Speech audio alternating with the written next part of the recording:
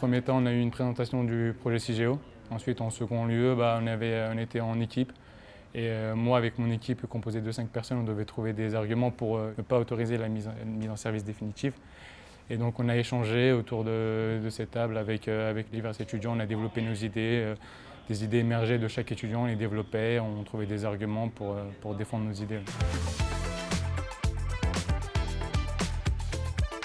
C'était très intéressant parce que dans un premier temps, moi je suis quelqu'un qui est pour ce projet et dans le cadre de cet événement, je devais avoir des arguments pour arrêter justement le projet. Donc c'était un travail pour moi d'aller chercher des contre-arguments. Et donc on a échangé autour de cette table avec les divers étudiants, on a développé nos idées, trouvé des arguments pour défendre nos idées. C'est une démarche très positive d'aller chercher des jeunes étudiants, dans un premier temps pour informer également. Parce que tous les étudiants n'étaient pas comme moi, il y en a certains qui n'étaient pas forcément au courant du projet. Et justement, avoir des idées, des opinions de milieux différents, c'est très important. On va dire, moi, c'est des choses que j'ai déjà vues, donc je connais un peu la stratégie développée par Andra.